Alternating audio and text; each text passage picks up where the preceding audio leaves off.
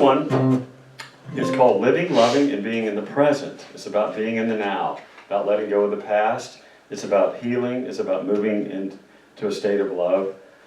And it's a story song, but I think it kind of fits today. You may have heard this one before. I might have done it here before. It is, Angie, a lively song for sure, so it's a good thing.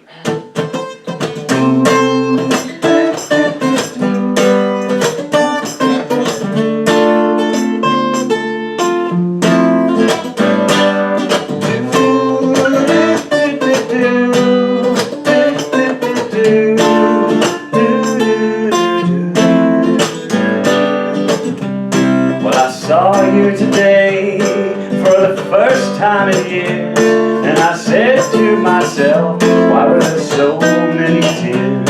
I used to get in my own way when I'd pass that old cafe. Now I look down the street and I'm playing to a different beat. I'm living in the present, letting go of the past, being the best of this time and space. I'm not in a race, 'cause hey, I live in the now.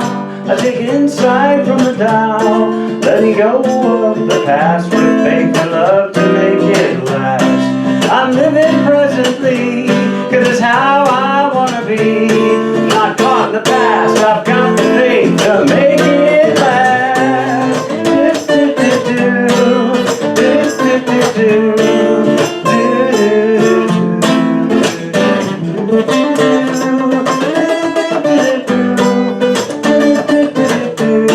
That's living, loving, being in the present. So the story goes, I let the sunshine melt my woes.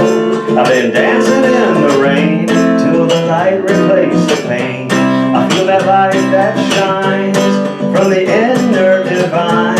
I have come of these days, now I'm turning the page. I'm living in the present, letting go of the past, being the best of this time and space. I'm not in a race, 'cause hey, I live in the now. I take insight from the Tao, not Jones but Tate Ching. It really makes me wanna sing. I'm living presently, 'cause it's how I wanna be. Not caught in the past, I've got the faith to make it last. I'm being present now, healing from the past. That's living, loving, being in the present now.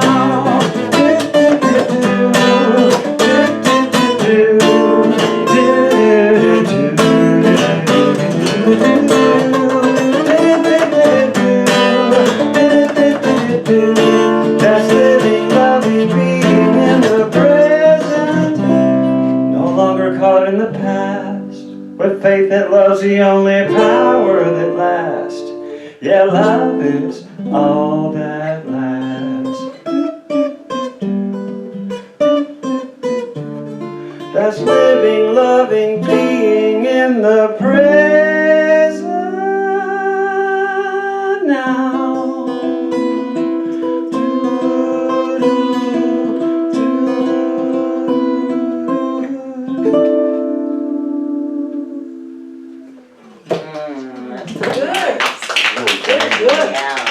Thank you.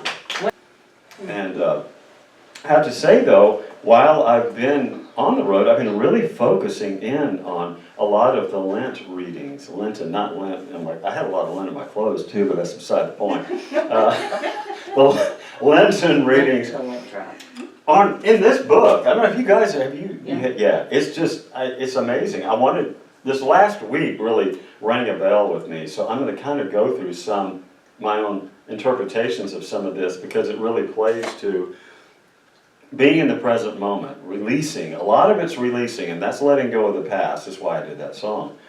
And so it's just, I want to hit some of these points here as we move into what I'm trying, my point is actually being in the now, letting go of the fear that we see way too much of in the world, and realizing the peace and the love that we are. This first one is I release bitterness. I'm gonna have to lose that. I can't talk with that in there. But my throat's, That's okay. sorry. That's okay. I've been singing a lot too. You want some water? No, I have that. That's great. But good point. I'm kind of shooting from the hip today, y'all. So. That's fine. I release bitterness. And I don't know if any of y'all know that during Passover, the Jewish tradition, a lot of times they'll eat bitter herbs as a sort of a sacrament thing to remind them of the bitter feeling from, their past as slaves and whatnot and marginalized. So when we have, the point of that is when we have bitter emotions from things that may have happened to us in life, we don't deny that they happen. We just try to respond to them. We deny its power over us. All one with God, never separate. So that's releasing bitterness. You probably heard the term too, a bitter pill to swallow, Yeah. It's better just to don't ignore it, just work with it. I reimagine forgiveness. So it's release and then reimagine. I reimagine forgiveness. And this reminds me of something I said once. Forgiveness is a gift I give to myself. I embrace it to release resentment. That's from a song, Gift of Forgiveness. And S says it like it is. You forgiving others and forgiving yourself. You have to start with yourself. Just like you do to love others, you start with yourself, self-love. So, I release resistance. Now, circuits, think of electronics for a minute. You have a resistor in a circuit. It's going to resist the current that's reaching it. Obviously, if you blasted full current in every circuit, nothing would make sense. It'd all blow up, right? So, in electronics, the same thing is in life. Sometimes, the harder we push against something, the harder it pushes back. Mm-hmm. So sometimes, instead of pushing at something or avoidance, why not try to move through it? Like current, you're just going to have to do it at the pace that you're allowed to, right? That's the art of allowing, which is like the law of attraction as well. Move right straight through it and work with it. That's how you respond to it. That's my interpretation of it. Yield and overcome. Yes, exactly. Yield and overcome. Very, very good. And so, I reimagine openness. As most of you know, you can't receive something with a closed fist. Nothing goes in, just bounces off, right? So in order to, whether it be lessons, blessings, money, you must be open and receptive. And we don't reach for something external, God, like an external God out there. We're reaching within as well, because the divine is right within us, because we're innately divine and human, both. So be open. And I love this one. I release chaos. That was on Friday the 13th. How ironic, right? I could just see Freddie. No, just kidding. So Freddie and the Dreamers doing the Freddie. Boy, I'm really aging myself there. But anyway, I release chaos. As within, so without. As it goes inside you, so it goes outside of you in circumstances. If your life, if your mind, let's say this, if you're having thoughts of chaos and you're, like we're bombarded with daily, and this we really are, do you let it get to you? Do you let that chaotic outside, those waves coming at you, constantly crashing? Is there ever going to be another set where there's calm water? You wonder. Yes, it is. It's inside of you, right? Right. Right. That calm water is here. I'm likening a lot of the stuff we get in the news cycle is like being crashed on by waves after waves after waves and never stops. No, You stop it. Yeah. Yeah. Just stop it. It's chaos. Right. And so as it is within, a calm mind yields calm circumstances. And that leads directly to the next one. I imagine order, divine order, right? This is definitely where, again, we look at the law of attraction playing very well in this situation, because when you imagine doing whatever you desire and whatever you need, what you think needs to be done in order to bring that divine order into your life and have your best life, you sometimes just have to stop and reset and breathe. And it's like a still, I was talking about waves a minute ago, think of a still pond. And if you throw a stone into a still pond, it just ripples in the most beautiful, peaceful, and loving way. It's not this, right? It's just, that's what you're trying to achieve. And this is a lesson to me, because I can get really chaotic sometimes. If I'm on the road and I'm going, I gotta get to this gig, gotta get to that gig and everything else. And I know I used the imagery last time of like, if I'm in a hurry and I gotta get to a setup or something, and what you don't say to yourself is, I hope a slow truck doesn't get in my way, or I hope a train doesn't come across the track, because that's what the universe hears. There's a slow truck. Okay, fine, here you go. There's your truck. Fine, that's what instead, smooth. That's why you're like that. You're throwing your stone into that pond, and it's just rippling. You're getting there where you need to be, and just floating like the geese that comes to the shore. Quack, or whatever. So, on this fourth Sunday in Lent, which we are, this is the fourth Sunday, I can't believe it's already there. Reframe with the power of what? Imagination.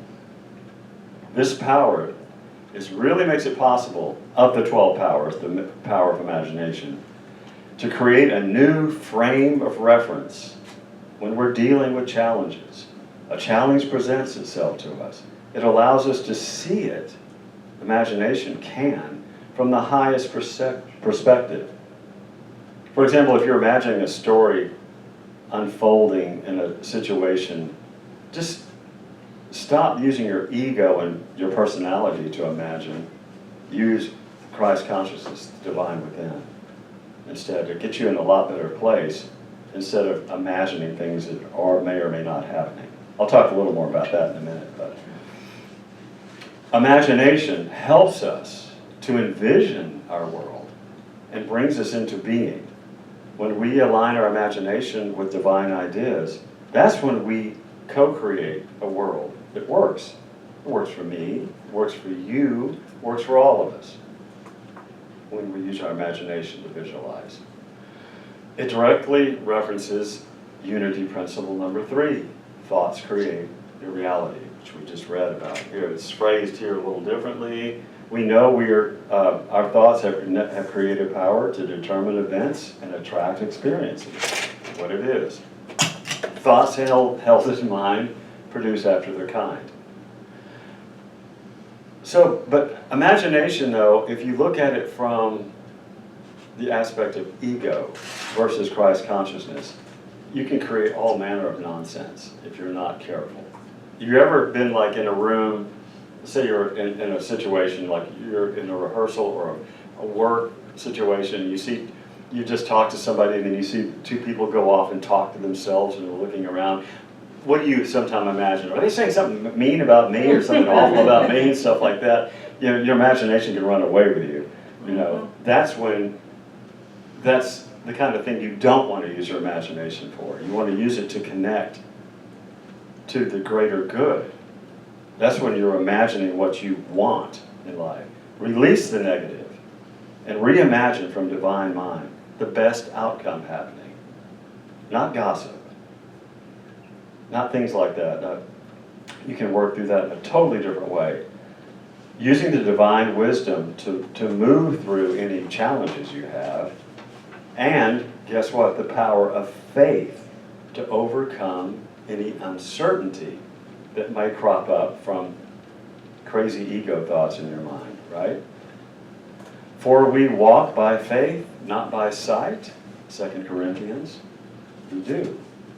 In other words, during this time of Lent, you can discover the power to see differently as you release old stories and concepts, especially old stories about yourself. And that's when you can ignite your sacred imagination, right? And turn inward and find peace amid any challenge. Sacred imagination, or the imagination that is centered in Christ consciousness, is so much different than the ego one. You don't want to fall into that what ifs and your imagination running away from you. Let's leave that in the past. Release it and reframe it. It's like reframing. It's like, here's this picture, reframe it. And we are in Lent. Now, Charles Fillmore said a really nice thing in his book, Keep a True Lent, about imagination. He writes, with my imagination, I lay hold perfect ideas and I clothe them with substance. I think I gave that quote last week, or last month, but it's a good one. A good one is worth repeating.